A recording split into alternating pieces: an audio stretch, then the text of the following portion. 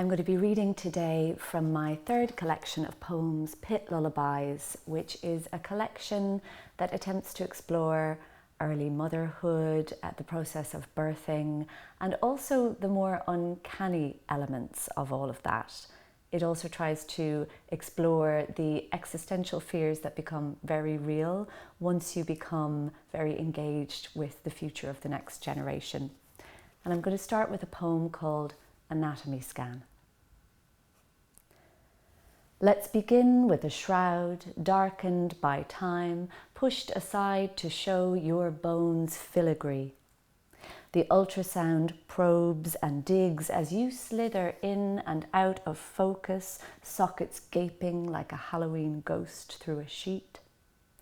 The hole of your stomach, the chomp of your heartbeat hungering below my gut. Perfect cerebellum, a very nice spine. There, the kidneys, little dark pockets of need. Colour flares across the screen, arterial flow through widening chambers, its rush exhausting. The eyeballs orbit, closed but watchful. Your twig arms flinch and flick, your tiny jaws grin. Little lizard, you know something I've forgotten.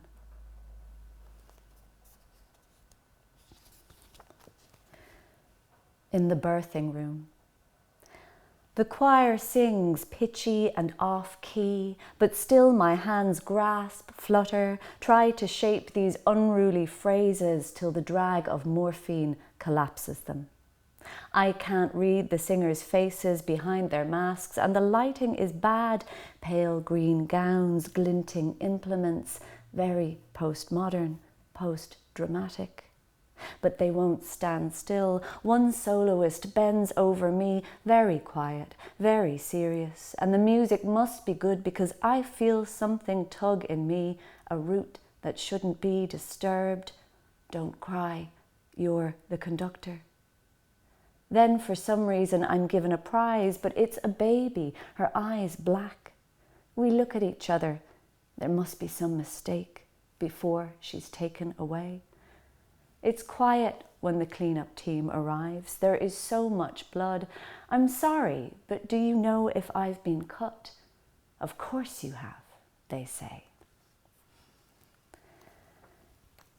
The next poem I'm going to read is the first poem that I wrote when I came to write this book. And it was written in the immediate aftermath of the birth of my eldest daughter. In those strange, wonderful weeks when you are left alone to get to know your baby. And I spent a lot of time in those early weeks thinking about the moment of her birth, which was a very difficult birth. And when she was handed to me, I of course felt that rush of emotions and love, but there was a strange emotion in the midst of it, and that emotion was pity. She looked like an animal that had been taken from a safe environment and put somewhere where she didn't belong at all. So this poem is called, If You Can Tame a Wild Cat, You Can Raise a Baby. Lesson 1. You have no shared contexts. Forget sentimentality. The child recognizes you as a fox on a winter's night hears the owl shriek above it. Lesson 2.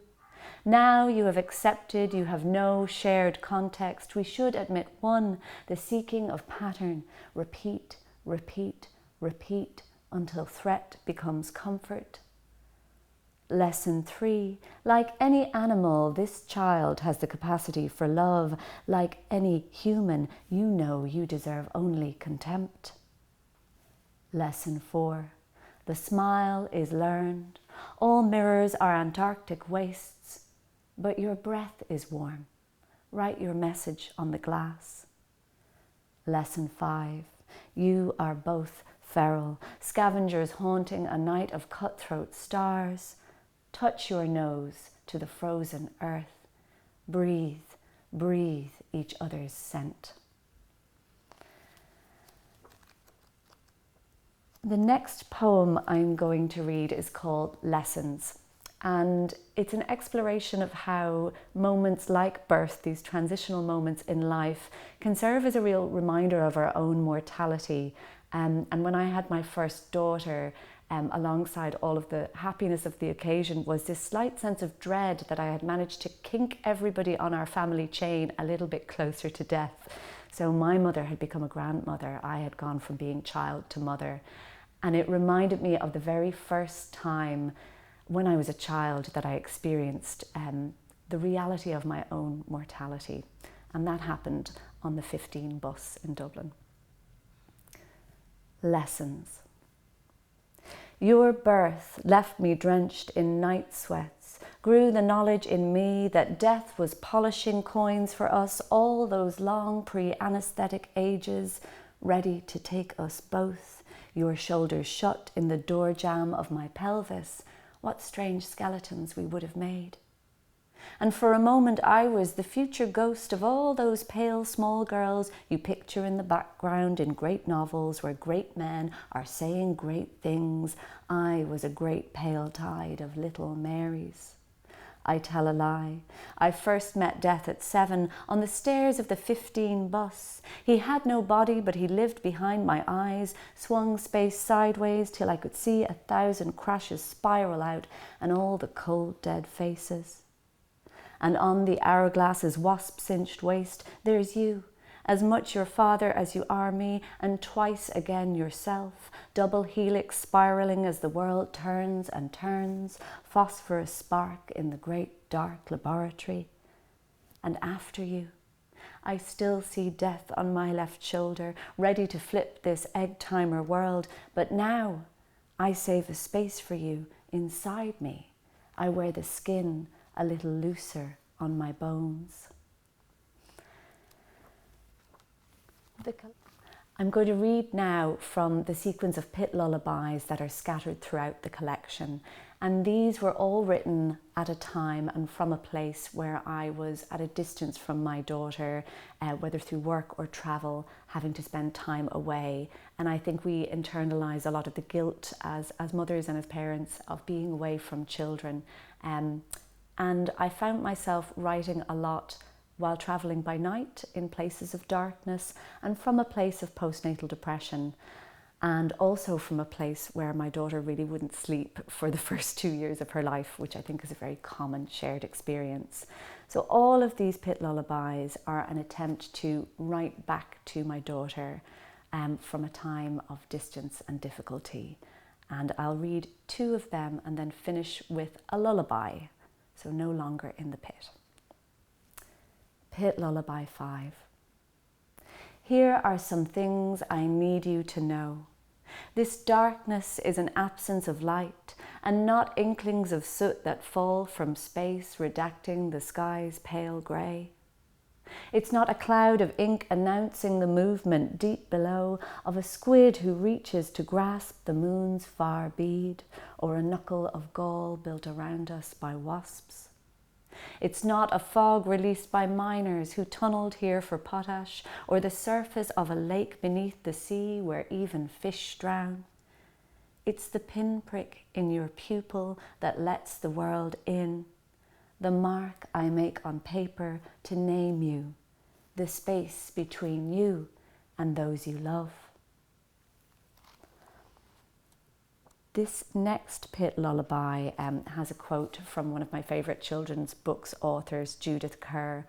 And I loved the Mog books when I was growing up. A lot of people remember The Tiger Who Came to Tea, but Judith Kerr has a wonderful range of children's books. And the reason that I connected with the Mog books as a child and that I reconnected with them while reading them to my daughter is because, like all of the best children's literature, they have within them the seeds of existential crisis. So there's a little quote from Mog embedded in this Pit Lullaby 7. When we turn off the light and I hold you close, your face becomes a puzzle, a wisp of hair settling on a cheek, an eyebrow like a capstone sinking in a restless sea. Here I whisper to you broken thoughts that settle on the tangle of our limbs. Mog sat in the dark and thought dark thoughts, I say, because it's the only thing in any of your books I recognize as true, a beast alone, out of doors and far from home. I lie in the dark and think dark thoughts while your feet push my thighs away. I make a weapon of the weight of my bones. There are so many hours between us and the morning.